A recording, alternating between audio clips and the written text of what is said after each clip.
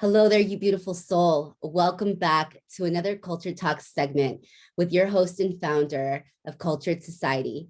My name is Rebecca Munoz, and I am here with yet another beautiful and special guest to talk about life philosophies, experiences, culture, and pretty much all things holistic healing. We are in this space today to inspire you to up-level yourself in a way that is going to continuously just motivate you and allow you to operate in your divine giftings because you yourself have one. And if you are in a place today where you are experiencing joy, happiness, peace, grace, amazing. I really hope that that continues to be a part of your everyday life.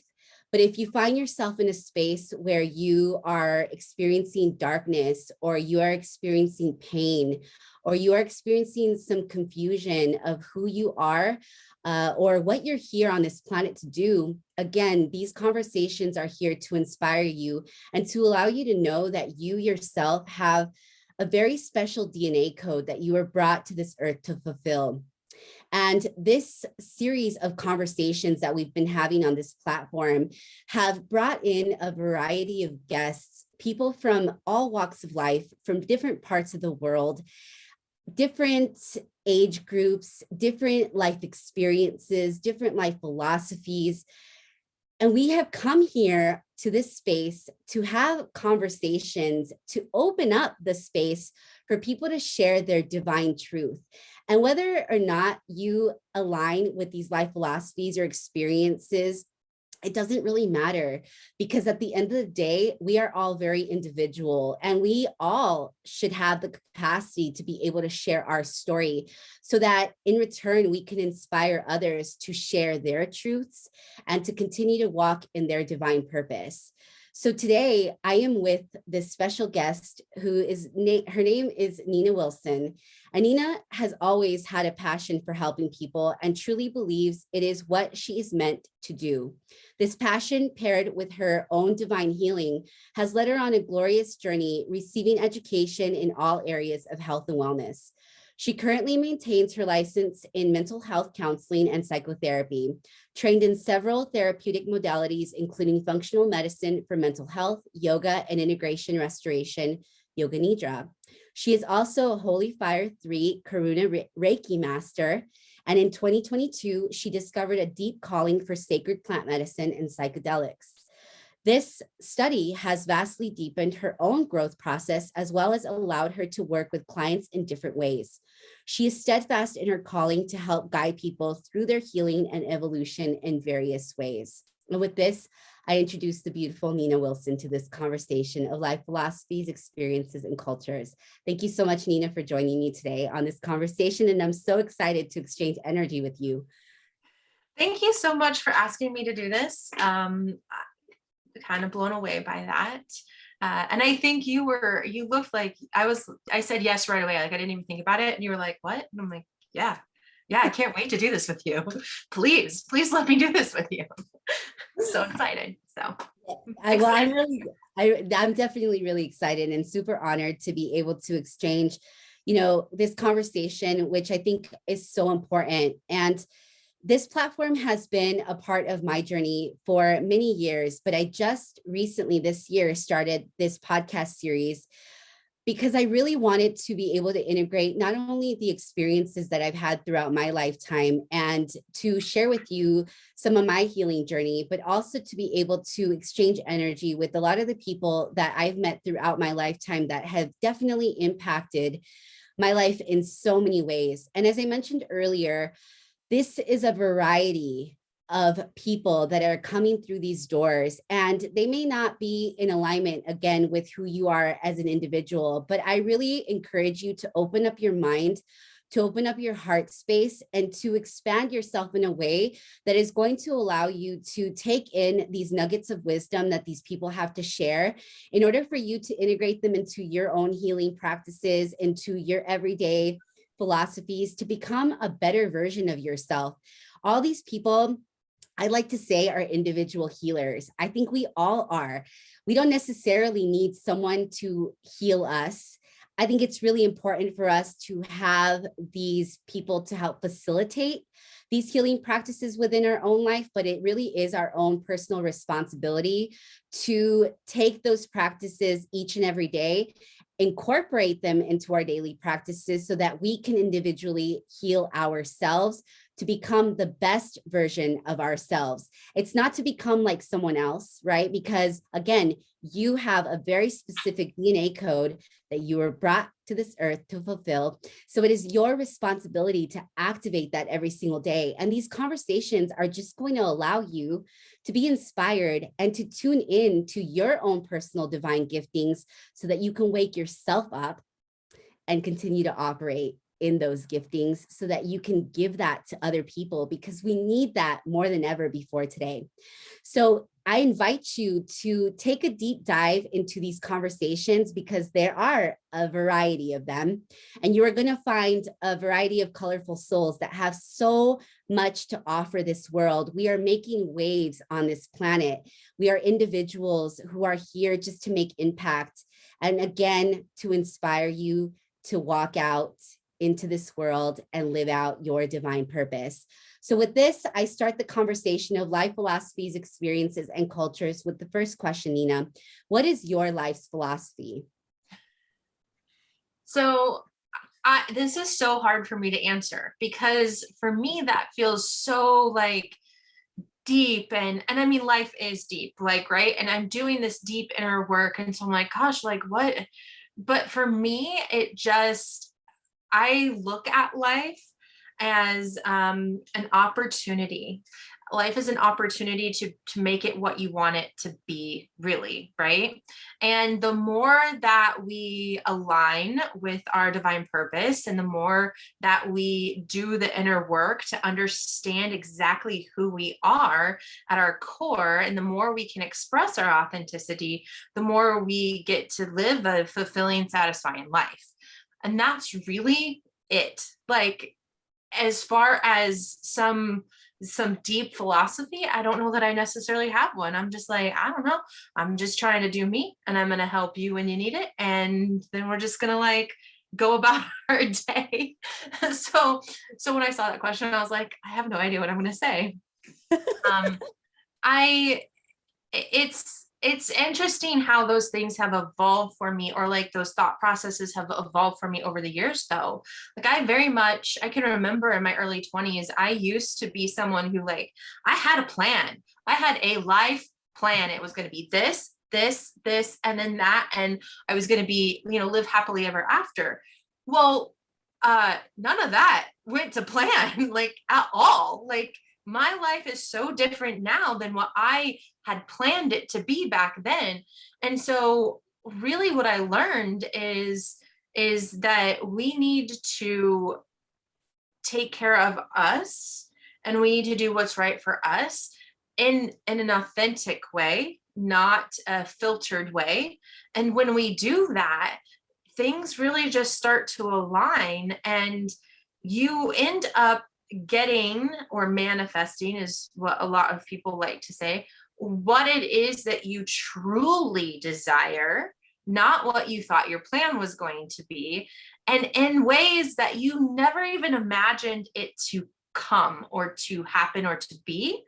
And so it's I don't even know if I can have a life philosophy, because it's like this cute little giant surprise every time, right? Like, recently I lost a lot. I have lost a lot in the last couple of months. You know that better than anybody. And within that, trust me, none of that was in my plan. None of that was in my plan. But the things that I have gained from those losses are way more than what I could have ever asked for. And I'm not talking about like I lost my business, I lost my home. Yes, but and it's not because I gained a new business or I gained a new home, but what I did gain was a sense of self within that. Because I think when I had my brick and mortar, and when I had the beautiful condo that I wanted, like that was in the plan, but that wasn't true to me or what I was truly wanting.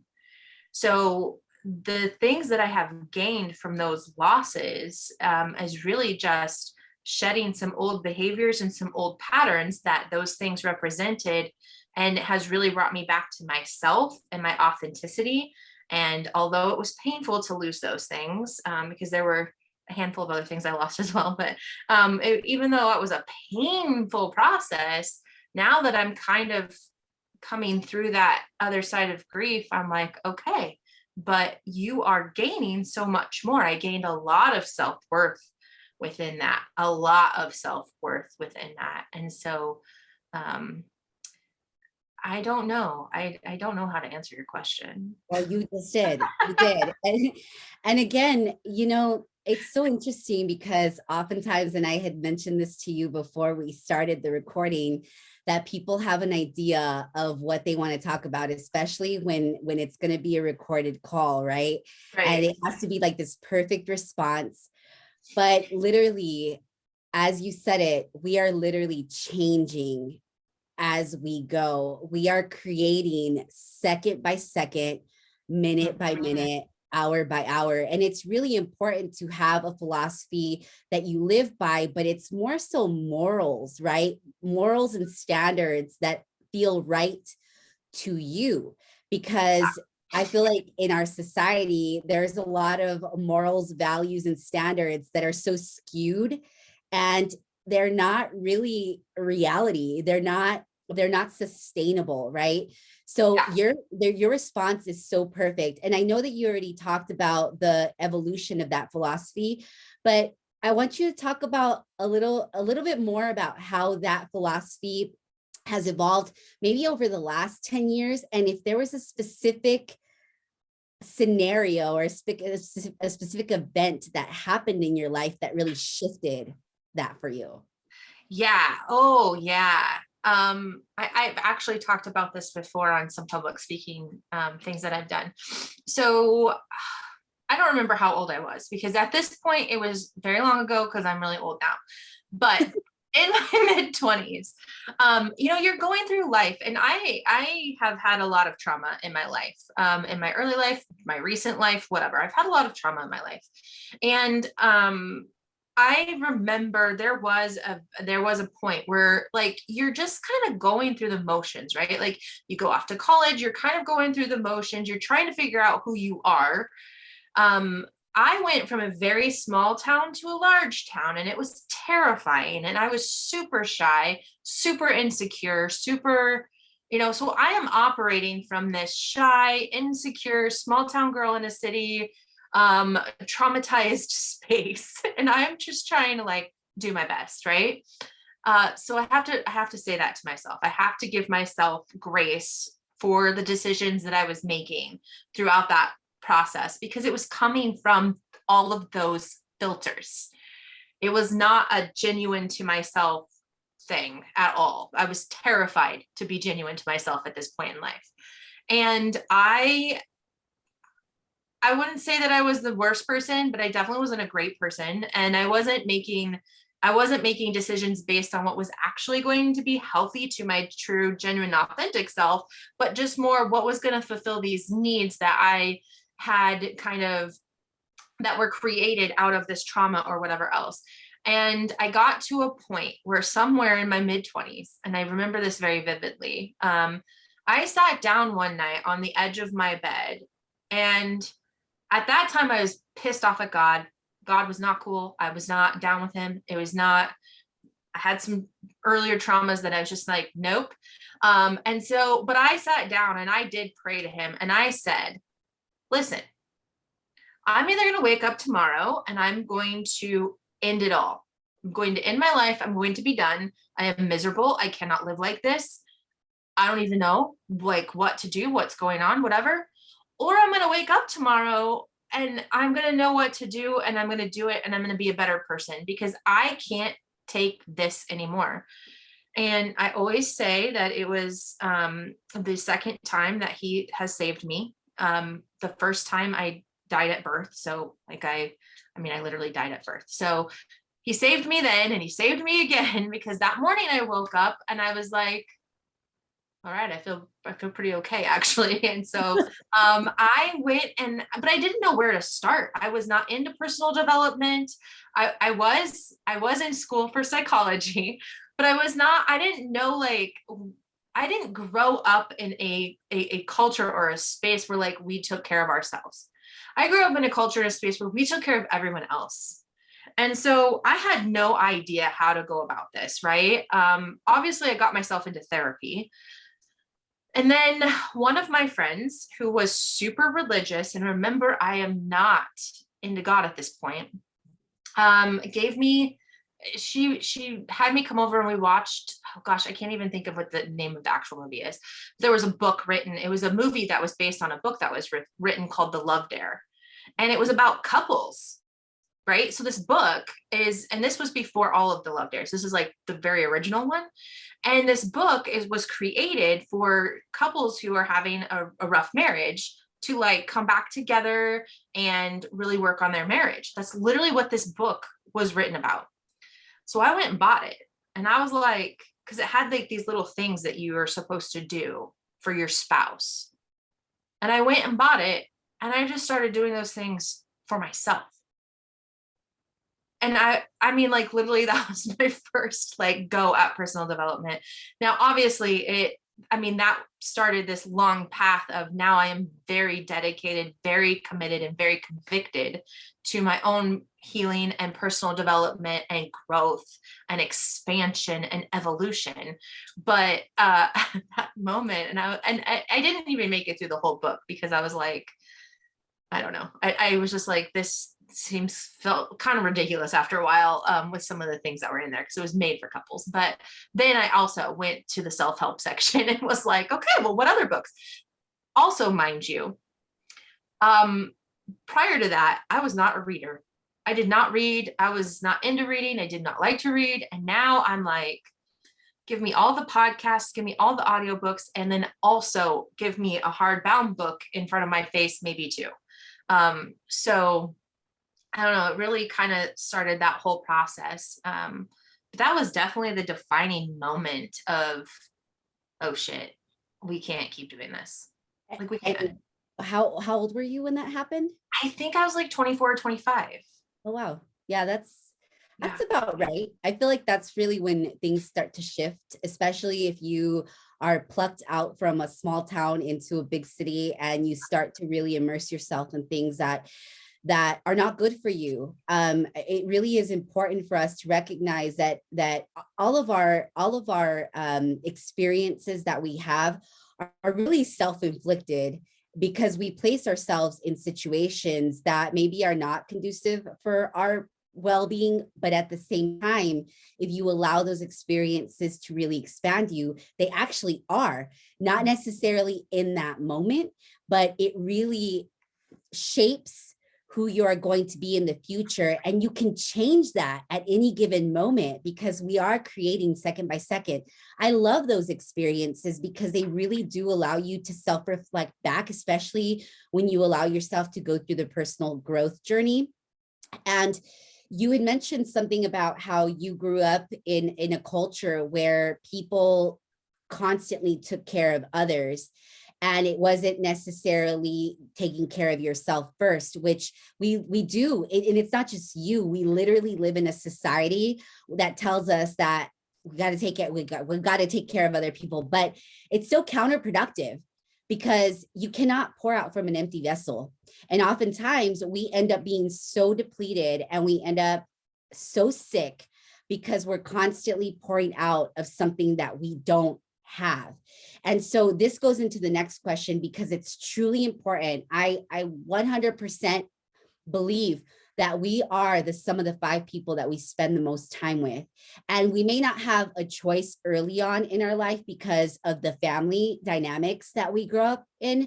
But once we have a level of consciousness, we do have a choice. And we may not be able to change the people around us, but we can change the people around us. We can change the people that we choose to spend our time with if they are not benefiting our personal growth. But that is once a decision that you have to make personally first.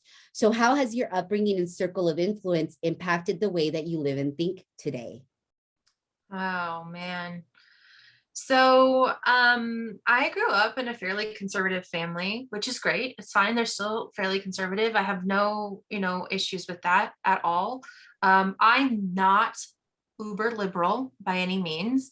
I am the black sheep of the family, however, because I do have more of an open mind and more of an expansion, and because I have been so diligent on this journey for myself. And I have outgrown a lot of my family members in just ways of my healing process and the evolution of the way you think and perceive things as you go along that journey, right? But they're still in my life. And so what I'm going to say about that part of it is, I think that it helps really create a good balance for myself. It really does help me see things from both sides and from both perspectives, as opposed to just like, okay, these people are nuts, I'm not going to be in their life. Well, they thought I was nuts the first time I brought almond milk home. Like, they were like, what? No dairy milk? And I'm like, no. So I think that kind of keeps me, like, that upbringing and that still having those people in my life and like my family that I love, love, love so much has really helped me kind of stay humble in a way, but then also really helped me maintain that balance so that I have that balanced view, and I have that those humbling moments sometimes too. Like, I can remember a conversation. I'm not going to get into the conversation, but I can remember a conversation I had with my best friend who is conservative and more conservative, and I'm a little more liberal. We're both moderate, and he was like asking me why I was going to vote for Biden instead of Trump. And that was a humbling moment because I was like, well, I guess I hadn't actually thought about comparing the two. Like, I hadn't. So, like, just having those types of conversations and keeping my mind open, so I don't get stuck in that box. So that's been really fruitful. It could go very much the other way though, because for a while when I was early in my growth, it was frustrating. I was annoyed. I mean, we butted heads a lot because I couldn't like understand or have that space within me for them to have their own opinions and me to have mine. So, I mean, there's part of it could have very much went the other way. It could have been very toxic. It could have been very detrimental. But for me, I think it's like you have to choose your experience with that. I will say though, like the circle of influence or the people that I have around me now, as far as friends that I get to choose, because you don't always get to choose your family in ways. We're just going to say in ways. All of you are my soulmates. I particularly don't have a lot of close friends who are not a like soulmate level. We are all on the same page. We are all on the same level of growth, and we're all doing the work, and and it might look different, right? I said to one of my friends, so she's a real estate agent, and she is a mom, and that's what she's doing. She's doing her life. She's doing her momming. She's doing her career. And I said to her one time, I said, you've got these amazing gifts, and like your children are going to be so important to this world. And we were having this conversation. She was like, what? Like, I'm a mom and a real estate agent. Like, what do you mean? Like, I'm not doing the things that you're doing, Nina. And I was like, it doesn't need to look like that, because you are doing very amazing things in this world. And I see how you're raising kids. Like, you're doing wonderfully, even though most times I'm sure you don't feel like it because, moms. But I mean, so everyone is on like automatically on my soul level. And that's one of the most important things about being true and authentic and genuine to who you truly are. Once you start doing that, you will attract in the exact right people and your soulmates. And it's a completely different friendship, relationship, whatever, than what you've had before.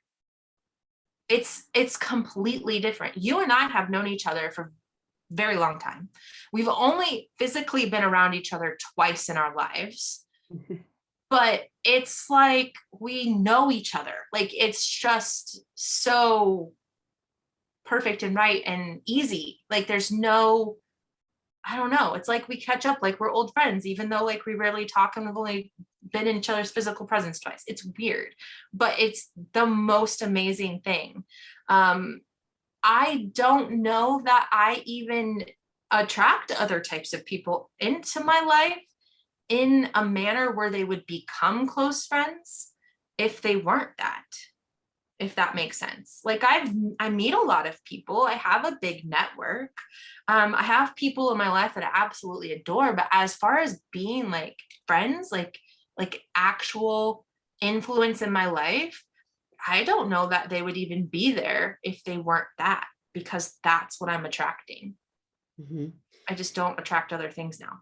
That's good. That's good. And the more that you become, again, what you said, in alignment with yourself. And it's interesting because when you're on this personal development journey, you tend to uncover parts of yourself that you didn't even know existed. And it's really important for us to recognize that we are multidimensional, multifaceted human beings. We are spiritual beings living a human experience. And the person that you were yesterday may not be the person that you are today, because we're literally going through the death and rebirth process literally every single day.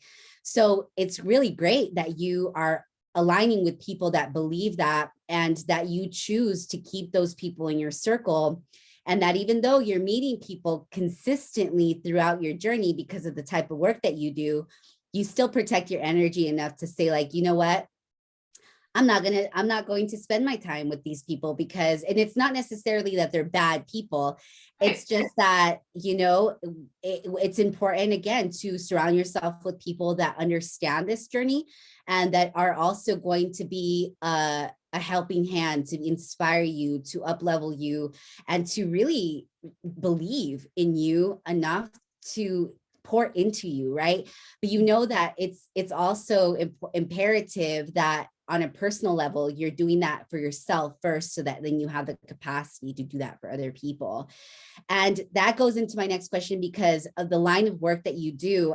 I'm sure that through your journey, there has been so much inspiration to continuously do the work within yourself, because it's not easy work, so that you can help other people do that. So do you believe that your line of work infects our society with positivity? Man, I hope so. I will say that some of my clients will tell you that they are not coming out of that session feeling real positive, but I am hoping that it does. It's interesting because from a very, like, when I was in high school, I took my first psychology class and I was like, I'm gonna be a psychotherapist, I'm gonna have my own private practice, I'm gonna be a doctor. Like I had all these plans. And but it was really like my own trauma work and healing that I was going through that made me realize, trauma work and psychotherapy is imperative. Mhm. However, if you're just doing that, you're only tackling trauma from one angle, and trauma literally encompasses and takes over your entire life in every aspect.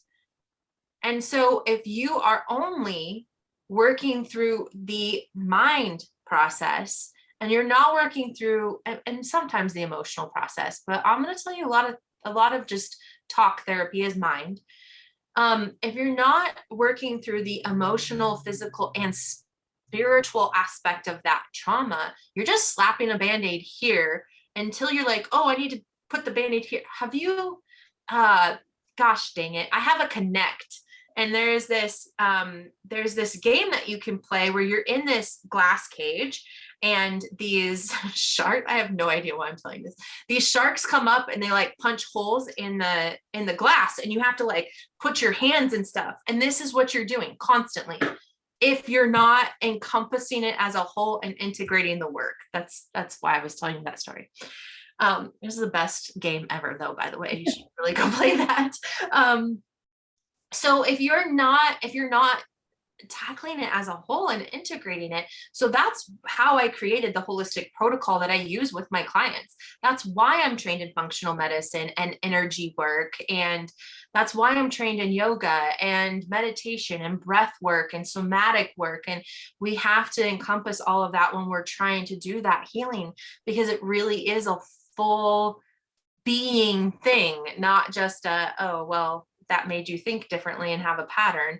The other part of that is then recently, I have also been really called to plant medicine and psychedelics, mainly through my ancestral lineage and just a knowing that that's what I needed to do for myself, for my own evolution, which has been massive, I'm just going to say, but also then incorporating some of that work in with my clients doing trauma work has been unbelievable, like miraculous. Like it's really been quite miraculous. Some of these things that I'm seeing and some of the things that we're able to accomplish and achieve in such a way. It's been beautiful. But what I'm going to say about that is when you use those things, because I do them in a way that honors their sacred nature, that's very important to understand, the cultures that these medicines come from and that they are medicine, and to use them as such and really honor that. It is such a deeply spiritual process. Oh, for sure. When you are using those. And I think that's one thing that my clients are finally understanding with that. So with energy work, I can explain that you have this energetic body. Energy work is very spiritual.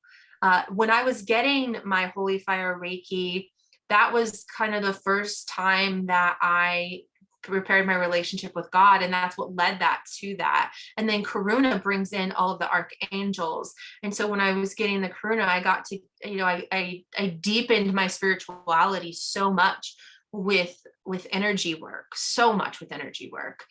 But then when I added in and started working with the plant medicine, holy macaroni, that went to a whole new level I didn't even know existed. With the spirituality and the spiritual healing. And so I think my clients are also finally seeing that piece of it, right?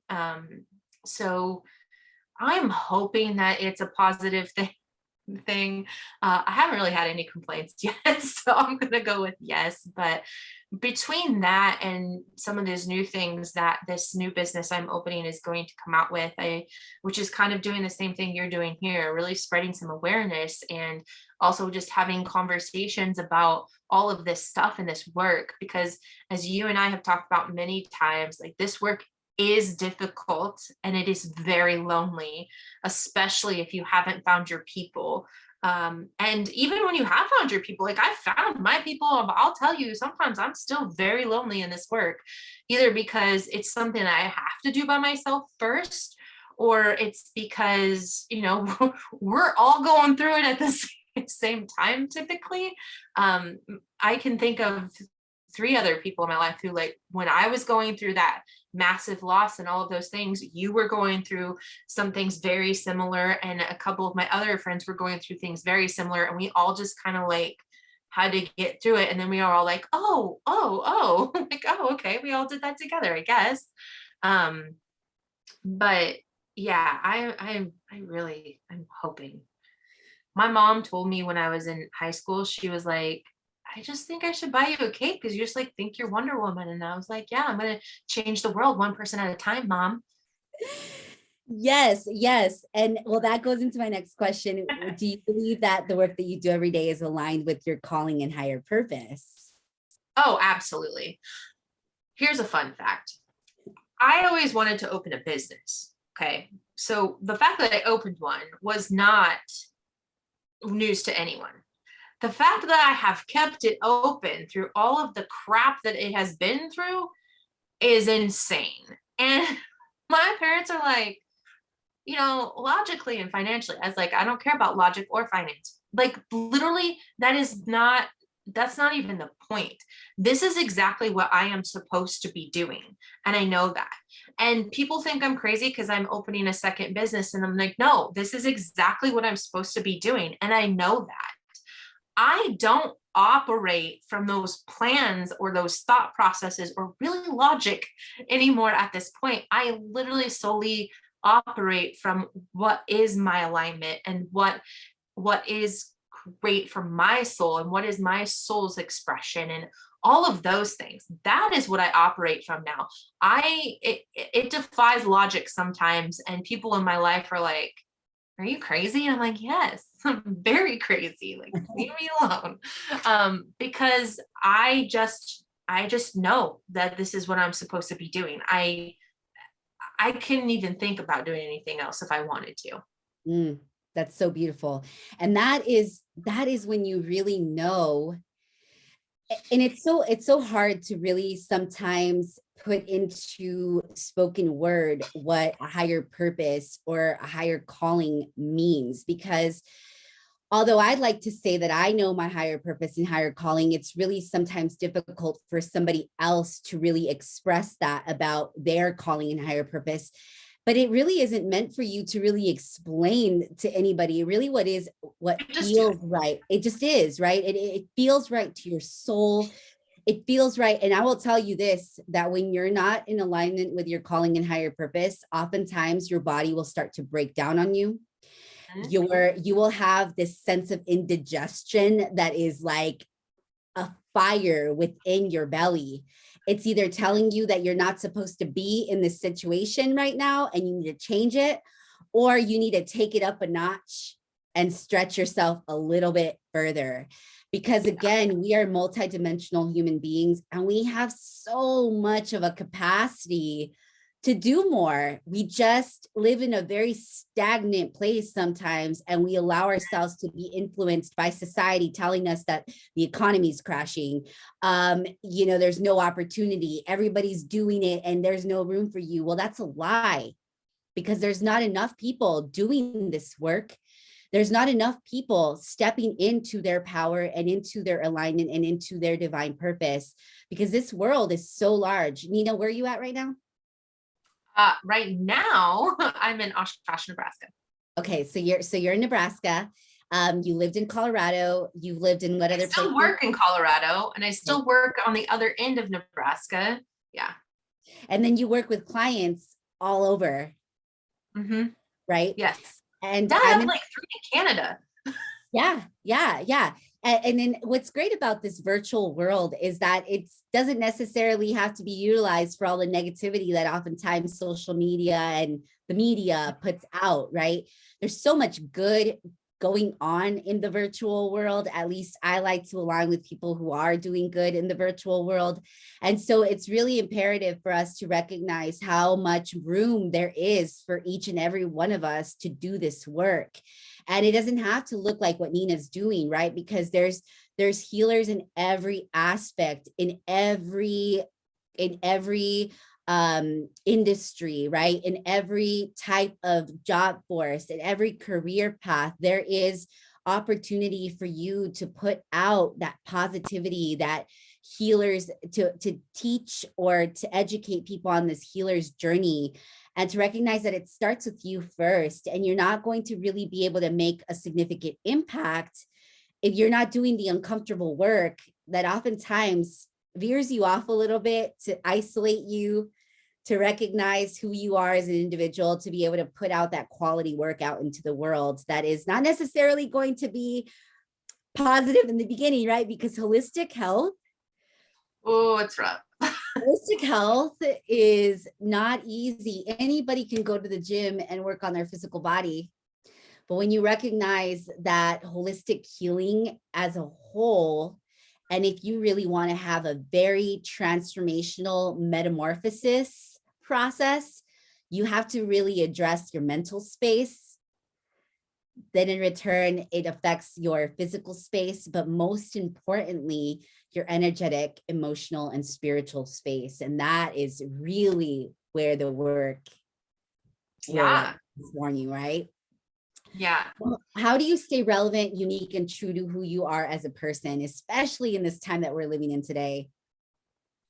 You know, some days are easier than other. Like some days I'm just unapologetically myself. I don't care. I don't give a shit. It's nothing, like I will just be me.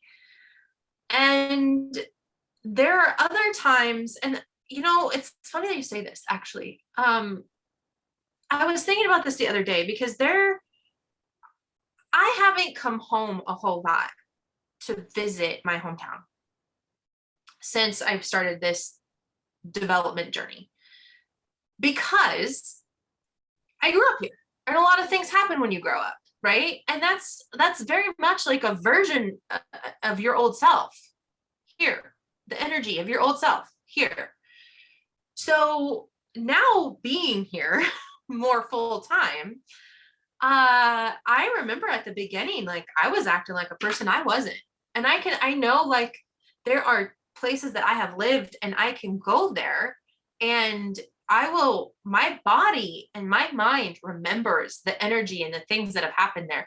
Even when I came to visit you in New Mexico and I was driving back up to Denver because I had to work in Denver, when I crossed that state line into Colorado, which was actually a part of Colorado I've never even been to.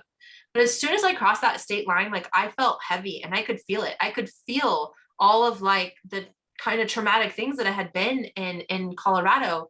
And so it is kind of a practice not to fall back into that and not to react to that, or not to like be a different person because yourself is being called to that comfort and that familiar.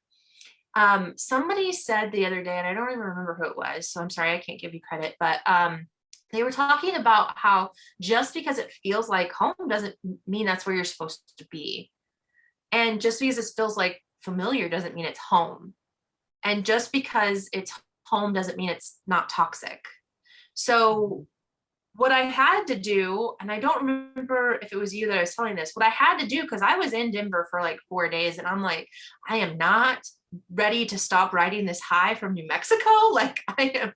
So I had to change the narrative. I had to flip my perspective. I had to change the narrative about what this place was to me, about what this, heal and release anything that had happened to me while I was there. And I had to move past that in my mind first. And then I had to like shift my energy, right? So I like prayed to my little spirit posse and I was just like, listen, I'm going to have, tomorrow when I go to Denver, I'm going to have a very good experience. I want to find the joy. And I did. I really did. And so now when I cross that state line, I don't have that issue anymore.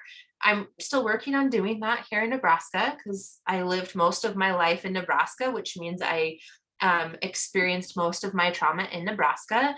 And it's really not about avoiding those places, but it's about changing the narrative, changing the energy, and really being you authentically, despite what's happening around you, in order to change that.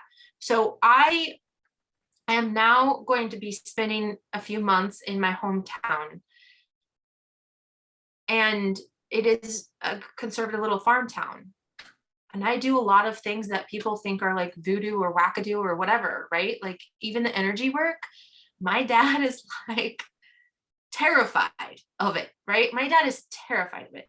He just doesn't understand it. I get it. Like it's totally fine. But I decided, no, bring that to this community. Bring your authentic, crazy, insane looking self to this community. See if you can get this community to open to expand a little bit and to provide some healing, because not everybody here is going to be the same person that I remember them being when I was here before. So first of all, there's probably people that are just dying to have conversations with you about this stuff or to receive some of this healing or knowledge or whatever.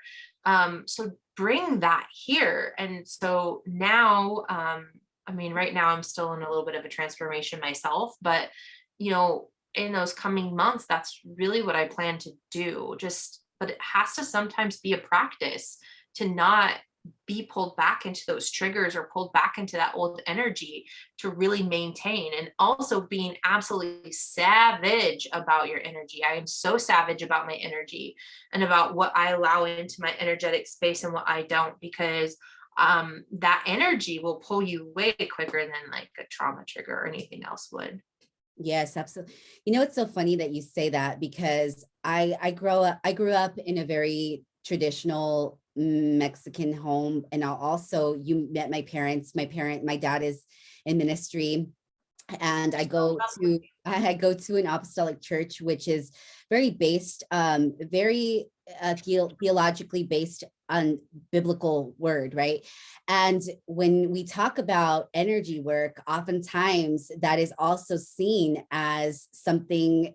It could be demonic, it could be voodoo, like the way you talk about witchcraft, right? But in reality, when you think about the anatomy of the body, and I would love for you to talk a little bit about that, because then it takes away the stigma that people have about energy work, because it's so important for us to recognize that as human beings, we are holistic beings, right? We are a mind, body, and spirit connection. And through our experiences and through our traumas, even though you may be faith-based and you understand the Bible and that you believe in God, God really is, you are a human representation of God in human form. And you can't just say, I'm going to depend on God to heal me, right? I'm just going to allow God to heal me, but then I'm pouring toxic I'm doing toxic behavior every single day with the food that we put into our mouth, right? With the conversations, that the inner dialogue that we have in our mind, the conversations that we're having externally, and even the jobs that we do every single day for a living.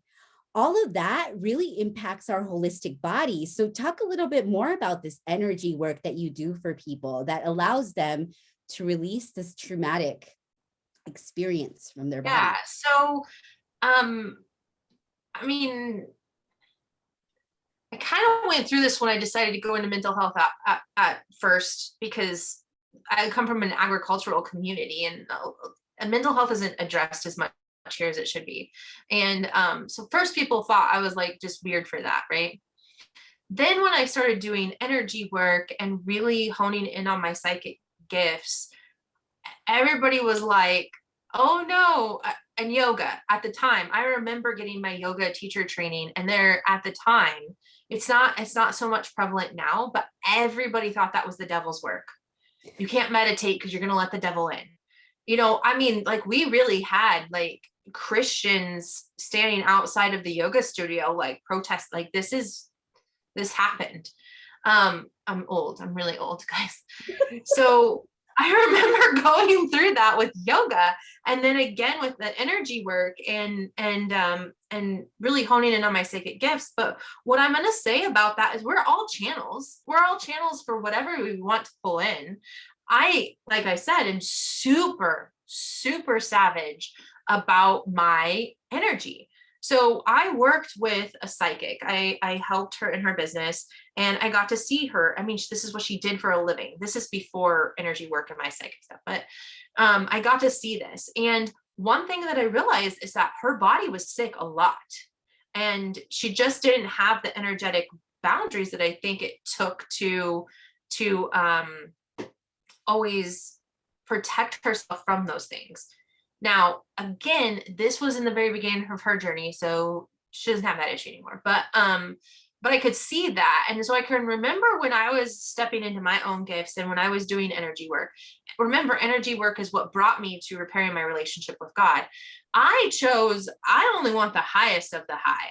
If you are not super high vibrating, if you are not literally God himself, you are not allowed, your energy is not allowed in my field and to channel through me. I'm not going to do that. I am not. I have no time to deal with that. I have no space for that. So it really is dependent upon what the person you're working with is allowing to come through and is allowing to be within their space and be within in your space if you're working with them, right? So when I work with clients, and most of them don't ask, but if they do ask, I'm like, I'm setting the intention that this is source energy that is coming through me. I am setting the intention that, we are using this energy for, things to absolutely heal yourself. So I'm going to maybe ask a certain archangel to come through or something like that. That's the energy I'm choosing to use. And the Reiki symbols, so the different Reiki symbols, when you go through Holy Fire or Karuna training, again, like I said, Karuna pulls in a lot of the archangels. Holy Fire talks about how it's close to source energy. So all of those Reiki symbols that I have gotten in those two systems of Reiki, there are other types of Reiki, but those two systems are, all of those symbols are divinely given, and work on channeling that energy that's closer to source itself. So it's very, very, very high vibrating energies that we're using. So then I'm had to kind of go through that. And like when I get my messages, I'm getting them from my guides, my angels, and source energy. That is it. I personally I don't do mediumship. I don't like to channel dead people. That's just not my thing. People that do that aren't any lower vibrating or anything than that, than I am. But what I'm saying is that you can choose where you're getting your information from, even as a psychic. And so, you'll notice the difference between this psychic that's getting their messages and their energy here, or this one that's doing it here. You just pick the one that resonates best with you, for sure. But I don't doubt that there are those other things that people talk about that could be channeled through people or whatever else. It's just not what I'm choosing, and I've never chose that, so I've never experienced that. But I don't doubt that people have had that experience or had those, chosen to just be open for whatever is going to come into them. But that's not just, you don't open yourself up to that just by meditating. Like you have to channel that. You have to welcome that in. You don't just sit on your yoga mat and meditate, and then you've opened yourself up to literally anything that wants to be a part of you. It's called having boundaries.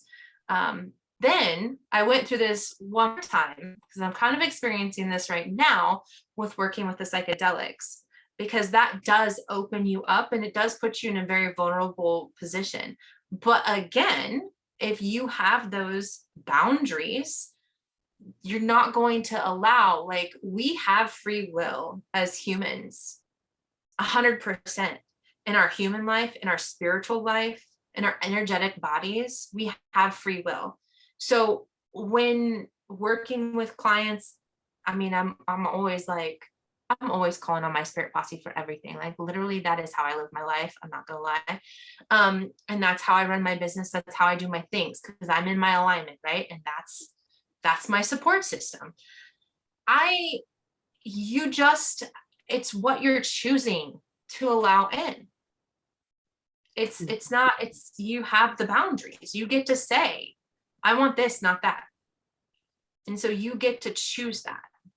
Right. And it's really important, especially as we're going through our own personal healing journey, with experience and with the wisdom that you gain through your experiences, that you are asking every single day for guidance and for protection through your journey, especially knowing that we are surrounded we're in a spiritual world, living a human experience, and that everything has the capacity to infiltrate your energetic field, whether it's negative or positive, because we live in a duality filled world.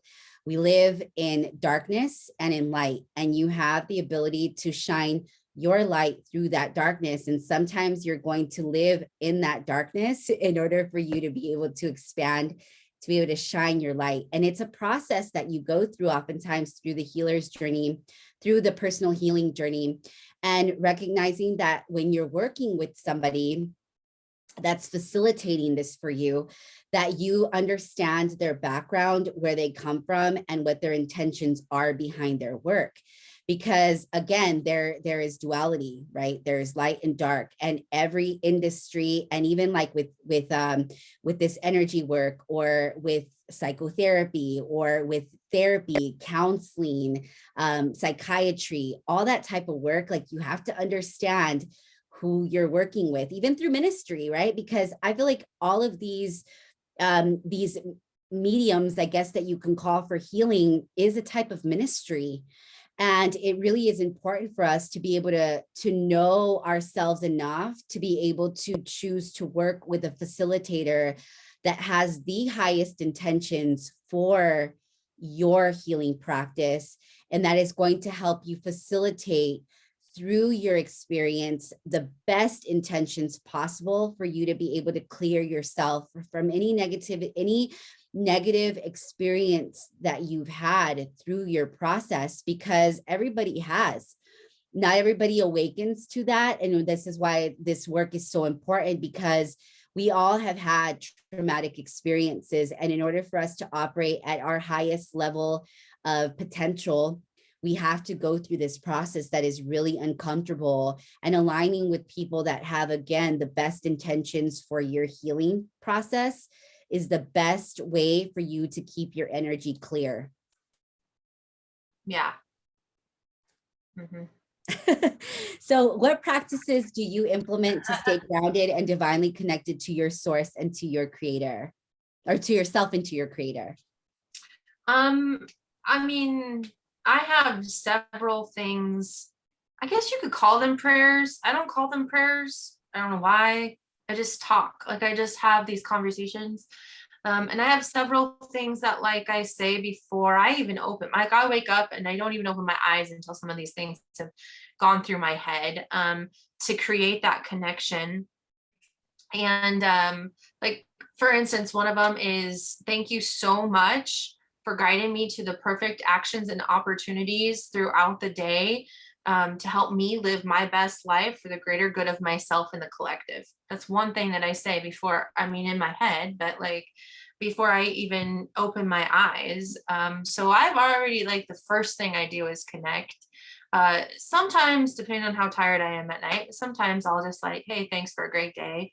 Or, you know, throughout the day, like if something simpatico happens, or something like really cool happens, or just any of those things, then, you know, I always like, hey, thanks, like, thank you for having my back. That's what I say a lot. Thank you so much for having my back, because I think that's really important. It's important for me to feel supported. So here's what I'm going to say about spirituality and divine connection and whatever else. Even if you do not believe in any of the things, even if you are not spiritual at all, if you have, like, you're just like, whatever, praying to God is like just saying words, whatever, there is a psychological piece to it. So every time I say, thank you for having my back, first of all, I could literally, I don't know who, I'm not directing that to anybody, but of course, like, the intent is my whole spirit posse, which also includes my higher self. But when I say that in my head, I'm hearing that to my for myself, right? So myself is hearing, thank you for having my back. So it reinforces, you know, research shows that people who have spiritual beliefs and whatever else also have higher self-confidence, and they have higher self-acceptance, they have higher self-love. And does that necessarily, is that from, you know, God cultivating that for us, or is it just because it's that psychological piece? Well, it's probably a little of both. But so one thing I want to say about spiritual beliefs and spirituality is that there's a massive psychological piece to it. So even my clients that come in that they're not spiritual at all, they have nothing outside of themselves that they believe in, that's totally fine. But I will always say to them, still say those things, because you're hearing it. So if anything, let's just pretend that what you really believe in is yourself. And it does translate to a higher, like if you believe in something outside of yourself, bigger than yourself, it does translate to a deeper belief in self, Mm. because of that psychological piece. So I definitely, think that that's helped me quite a bit, but it has become routine for me. It has become, just an everyday part of who I am. People don't know that about me though. I don't say it out loud usually. Sometimes I will. And, I've had these conversations like in public forums and with people, so they know that. But if you didn't know me, you wouldn't probably know that I had such a spiritual connection. I do have rituals that I sometimes will go through to create a deeper connection or a deeper knowing, or to connect specifically to a certain archangel or to my ancestors or to my guides or whatever else. But those are not necessarily anything I do really super consistently. And I will say that as far as connecting to myself, connecting to my, not just myself of like who I am, but like my body, I have every day, before I get out of bed, I call my soul and all of my energy back to my body, because I really am found that I am someone who likes to live in all of the other dimensions all at the same time. And it has created a space where my body is able to be sick, and my body's able to be sick a lot of the time. And I've really come to have this understanding recently that it's because I'm not in my soul and my energy, not in my body. It's all out here doing all of these other things for all of these other people. And so I have been every morning calling my soul, and because at night my soul goes and does its soul work. So I'll call my soul back and I call my energy back in from everybody today, right now. Like I'm sharing energy with you, but then I'm also like, this energy, everybody that watches this video is going to get a piece of that.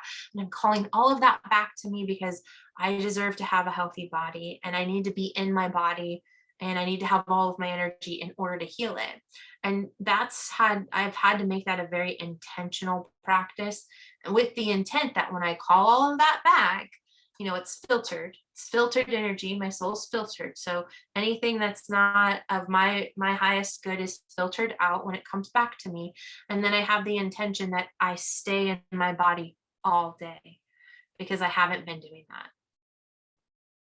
So those are kind of the most important pieces to staying grounded. And, obviously getting out in nature is super important. Like every day. This morning, oh my goodness, it was so funny, because this morning I got up really early, and usually my mom's the only one up downstairs at this time. And I got up and it looked beautiful outside this morning. So at like 5:30, I went outside and I was just standing there, like bare feet on the ground, just taking it in. And I walked in the front door and she's like, "Oh my God, like what the hell were you doing out there? I thought you were someone else." Like it totally freaked her out. I was like, I just felt like I needed to go outside and ground. And so definitely making sure that I get out in nature every day as well. Nice. That's good. That's good. And I'm glad that you mentioned the power of words, and because affirmations are so important. Affirming yourself and keeping yourself grounded is important through the power of intentions, the power of words. There's this scripture that always comes to mind for me. And whether you believe in God, the universe, a higher power, your higher self, it really is all the same, because God is an omnipresent, powerful source that resides not only in nature, what you surround yourself with, the home that you live in, the body that you live in, the everything, literally, it's in everything. But the important part of knowing that is that you have the ability to create something within yourself when you speak it into existence for yourself. So there's this scripture that I always reference. It's life and death is in the power of the tongue, and those who love it will eat its fruit. And there's something so symbolic behind those words, because think about the inner dialogue that you have with yourself, whether it's good or bad. So if you have negative conversations with yourself, how do you tend to feel? if you have positive conversations with yourself, how do you tend to feel, right? So whenever you continuously develop that practice of positively affirming yourself, it psychologically gets engraved into your subconscious mind, where therefore it's like a part of your conscious self, and you live out those affirmations that you're speaking, and it literally like it infiltrates your body, and it's an energy that you're able to extend to other people. That's why spoken word is so powerful. And think about how the conversations even that you have with other people, if somebody were to affirm you in a negative way, tell you something really not nice, how would that make you feel? Now, if you were to have those conversations with yourself and seeing it as though somebody else was having that conversation with you, how would you feel? Right? So it's so important for us to even wake up to those affirmations and to develop a practice with having those types of prayers, affirmations, gratitudes, because the more that you do it, the better you're going to feel, and the more of the positive outcome you're going to have throughout your day. Would you agree? Yeah, absolutely. And it's funny that you say that, because I can remember there was like a time where I was in therapy and my therapist said to me, because we were kind of going through like my negative thought processes, and she was like, would you allow someone else to say that to you? And I was like, absolutely not. A time in my life I'd allowed anybody to say anything they wanted to me, like, because we just didn't have that. But um I was like, no. And so she's like, well, why are you letting yourself say that to yourself? And I was like, that's like a good thought process. Like, I would absolutely ditch that person if they said that to me. So I kind of maybe need to ditch my old self here, and not allow those thought processes in my mind. My best friend gets irritated all the time because I correct the things that he's saying. Um, and he's like, you know what I meant? And I'm like, I do know what you mean, but like, words are really important. And especially like when with children, right? They take stuff so literal. Like, they don't get that it might be meant a different way. And that's another thing that I talk about with my clients. Like, okay, well, just pretend though that you're a 3-year-old and you're going to take whatever you say for the next week very literal. So, like, listen to what you're saying in your head or what you're saying to other people, and take it extremely literal and just see how that goes. Because we've kind of developed a society of sarcasm, and that's not always helpful. It's not. No, it's not. And I'm so glad that you you implement that practice with working with your inner child, your inner 3-year-old, because our most critical years of a human's life is the moment of conception. And actually it's even before that, because the two people that are planting that seed, right? You're planting all of your traumas and like baggage, right, into that child. So really is before conception to about 7 years of age where you're shaping your reality and your perception of the way that you view this world. And so working with children, and I've been working with toddlers for many years on and off throughout my career. So yes, it's so important to develop those strong boundaries, those affirmations, that emotional intelligence so early on, because that is really how it's going to determine really how you live out your life as an adult. And we're all adults, with this 3-year-old inner child, right, that we haven't healed, especially if we had a traumatic upbringing, which thankfully, and it's so funny because like we don't recognize as adults that our parents were doing the best that they could with the consciousness that they had, right?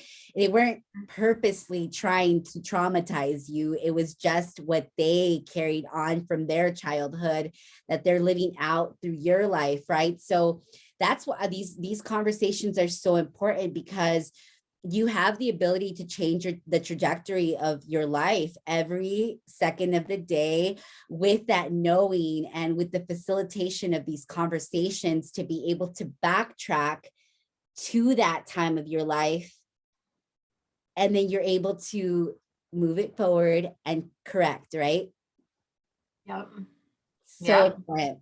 So important. What words of wisdom would you give to those seeking a deeper understanding of themselves? Chill out. Like, chill out. Seriously. This stuff is this work is hard, and this work is heavy, and it's important, but like, chill out. And I say that because there were so many years that I was so diligent in this, and I was like, I took it so seriously that like I lost some joy along the way. So like, chill out, be graceful with yourself. Like, you've been through a lot. You've been through a lot that wasn't in your control. You've been through a lot. Like, just breathe. Just breathe, just do the work. You're going to get through it. The more authentic you are, you will attract in your tribe, like, just, it's going to be okay. Like chill out, find the joys in your life while you're doing the work. The work is very difficult and scary and heavy sometimes, and that's okay. And just chill out. It's fine. It's totally fine. I'm like really reaffirming that for myself right now. It's fine. Just chill out. It's fine. It's fine. But, it's so true. It's so true. I mean, we live in a very serious society, especially right now. There's so much fear being infiltrated in through these news media outlets, through, social media, through all these different places. But if you go out into your personal world today, if you step out into nature, or if you just go out for a walk, think about how abundant this world truly is, and how really a lot of what's being filtered in through the media is not necessarily the truth. And that you have the ability to make up your own mind, and that you have the ability to also embrace the little joys, the little just, I don't know, there's just so much to be grateful for, even if you don't have a lot, because Nina and I have lost so much materially, right? Like, the physical world has like literally stripped us away from a lot of the noise. But it's so important, because we recognize through this process that we really don't need a lot to be happy.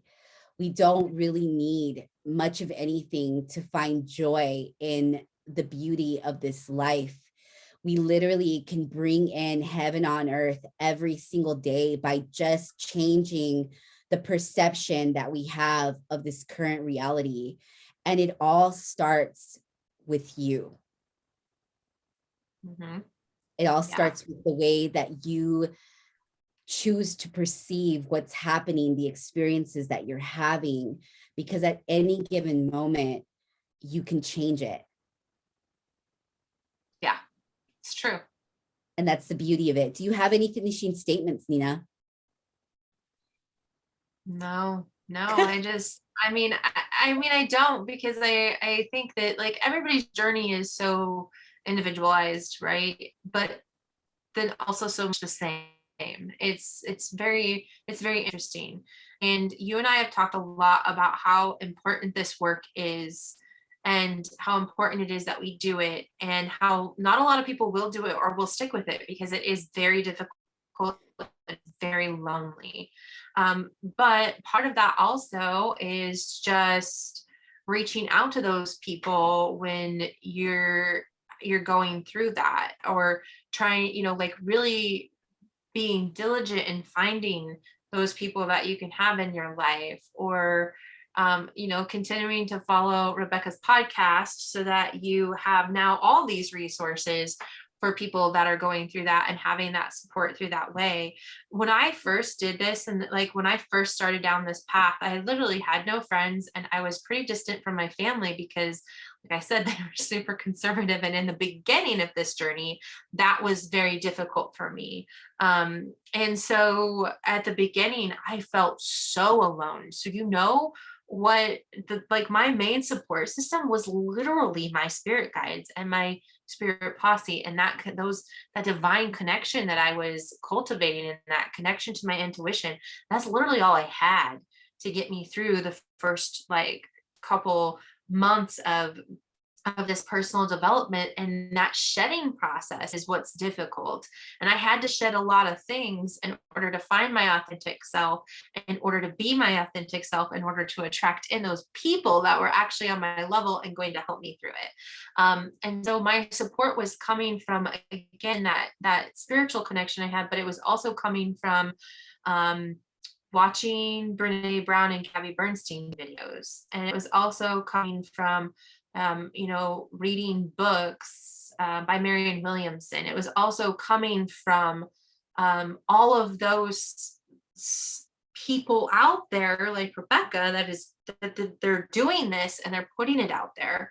And even though I didn't personally know those people, and actually I've met a couple of them since then, but like, even though I didn't personally know those like silent mentors is what I called them, right? They didn't know that they were my mentor. So I was like silent mentors. And even though like that's where my support was coming from, I felt so supported because they were talking about it. They were doing the work. They were being vulnerable. They were making me feel like I wasn't alone because I was resonating what they were going through. And they were saying, you can do this, you can get through this. This is hard, we know it. And so I just want to say thank you for what you're doing, because that is also very, very important. It's very important that we let people know that you're not out there alone doing this work. And even though it feels like a very, very lonely path sometimes. So thank you very much for inviting me to be part of this podcast. And thank you so much for doing it. Yes, thank you. I really appreciate the appreciation, and I appreciate the work that you're doing as well, because everybody has the capacity to do it, but not everybody will, because it's really scary. And oftentimes you're going through this journey blindsided, not knowing what that journey is going to unfold for you.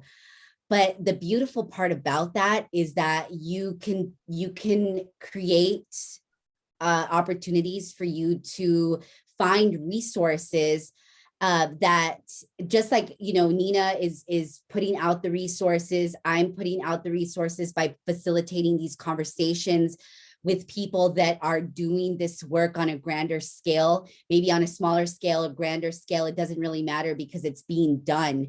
And there's so many people that are doing this work that may not necessarily look like your exact work, but to know that there are people out there that have gone through very dark paths and that did see the light at the end of the tunnel, in fact, got through the tunnel, got to the other end, and are now facilitating this work for other people because they've been through it.